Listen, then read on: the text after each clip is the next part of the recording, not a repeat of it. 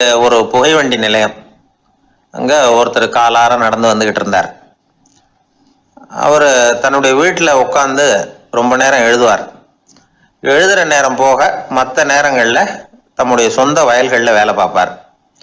அது முடிஞ்சதை என்ன பண்ணுவார்னா, பக்கத்தில் இருக்கிற புகைவண்டி நிலையத்துக்கு போவார். அங்கே கொஞ்ச நேரம் அப்படியே காலார நடந்து வருவார். இது அவருடைய அன்றாட வழக்கம். அன்னைக்கு அது மாதிரி தான் அவர் நடந்து வந்துகிட்டு இருக்கிறார்.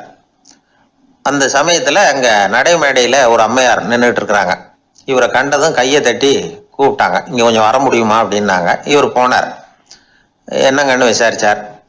அந்த அம்மையார் விவரம் சொன்னார். ஐயா, நானும் என்னுடைய வீட்டுக்காரரும் இங்கே வந்தோம். அதுவும் நிற்கிதே, அந்த ரயிலில் ஏறி ஊருக்கு போகணும்.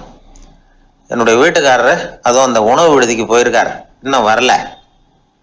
அவர் வர்றதுக்குள்ளே ரயில் புறப்பட்டுரும் போல இருக்கு. நீங்கள் ஓடி போய் அவரை அழைச்சிக்கிட்டு வர முடியுமா அப்படின்னு கேட்டாங்க. சரின்னாரு இவர். உடனே அந்த அம்மா தன்னுடைய கணவர் எப்படி இருப்பார் அப்படிங்கிற அடையாளங்களை கொஞ்சம் சொல்லி அனுப்புனாங்க. போய் தேடிட்டு இருக்க வேண்டாமேங்கிறதுக்காக. பார்க்கறதுக்கு எப்படி இருப்பார், இந்த மாதிரி ஆடை அணிஞ்சிருப்பார் அப்படின்னு விவரமாக சொன்னாங்க. அதை அவர் கவனமாக கேட்டுக்கிட்டார். நீங்கள் போய் அழைச்சிட்டு வாங்க, வந்த உடனே உங்களுக்கு உண்டான கூலியையும் கையோட கொடுத்து விட்றேன் அப்படின்னாங்க அந்த அம்மா. இவர் போனார். அந்த அம்மா சொன்ன அடையாளங்களை வச்சு அவர் வீட்டுக்காரரை கையோட கூட்டிகிட்டு வந்துட்டார். கொண்டுட்டு வந்து அந்த அம்மா கிட்ட ஒப்படைச்சார். உடனே அவரும் ஏற்கனவே சொன்ன பிரகாரம் அவருக்கான கூலி பணத்தையும் கொடுத்தாங்க. அவரும் எதுவும் மறுப்பு சொல்லாமல் அதை வாங்கிட்டார். வாங்கிக்கிட்டு திரும்பினார். அந்த சமயத்தில் எதிரில் வந்த ஒருத்தர் அவர் அடையாளம் கண்டுபிடிச்சிக்கிட்டார். அவங்க ரெண்டு பேரும் பேசிக்கிறது இவங்க காதில் விழுந்தது. அப்போதான் இவங்களுக்கு அது புரிஞ்சுது. இவங்க கிட்ட கூலி வாங்கினவர் யாருன்னா, அவர் தான் பேரறிஞர் லியோ டால்ஸ்டாய் அப்படிங்கிறது புரிஞ்சுது அவங்க ரெண்டு பேரும் பேசிக்கிறத வச்சு. ரஷ்ய நாட்டின் மிகப்பெரிய ஞானி லியோ டால்ஸ்டாய், சோவியத் நாட்டின் ஈடு இணையற்ற இலக்கிய மேதை. இது தெரிஞ்ச உடனே அந்த அம்மா அவர்கிட்ட ஓடினாங்க.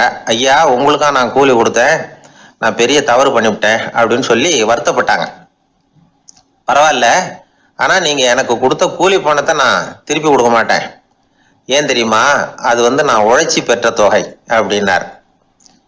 யாருக்குமே அதிக மகிழ்ச்சியை தரக்கூடிய பணம் எதுன்னு கேட்டால் அது அவங்க உழைப்புக்கு ஊதியமாக கிடைக்கிற பணம் தான். நம்ம ஆட்கள் சில பேருக்கு உழைக்காம கிடைக்கிற தீய வழியில் வருகிற பணம் கூட மகிழ்ச்சியை கொடுக்கும். ஒரு பெரிய தொழிற்சாலை, அதோட முதலாளி கடுமையான ஒரு கட்டுப்பாடு விதிச்சிருந்தார்.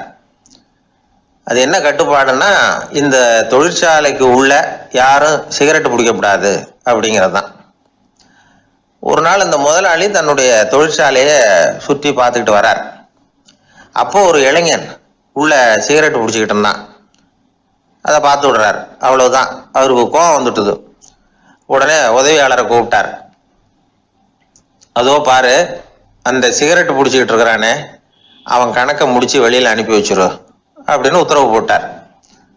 அது பிரகாரம் உடனே அவனை அழைச்சிட்டு போய் கணக்கு பார்த்து சம்பள பாக்கி அப்புறம் உதவித்தொகை எல்லாத்தையும் மொத்தமாக கையில் கொடுத்து வெளியில் அனுப்பி வச்சுட்டாங்க. அவன் பணத்தோடு வெளியில் வந்தான். ஏதோ யோசனை பண்ணபடியே நின்றுக்கிட்டு இருந்தான். அவன் என்னப்பா யோசிக்கிற அப்படின்னாரு எதிரில் வந்தவர். இவன் சொன்னான், ஒன்றும் இல்லை, என்னோட நண்பன் ஒருத்தனை பார்க்கறதுக்காக உள்ளே போனேன். பேர் என்னன்னு கேட்டுட்டு ஒரு 50,000 ரூபா பணத்தையும் கொடுத்து வெளியில் அனுப்பி வச்சுட்டாங்க. அதுதான் ஏன்னு புரியல, யோசனை பண்ணிட்டு இருக்கிறேன் அப்படின்னு நானா இவன். அதனால நாம் உழைச்சி சம்பாதிக்கிற பணம் தான் உயர்வு, சும்மா வர்ற பணம்லாம் மகிழ்ச்சியை தராது அப்படிங்கிறத புரிஞ்சுக்கணும்.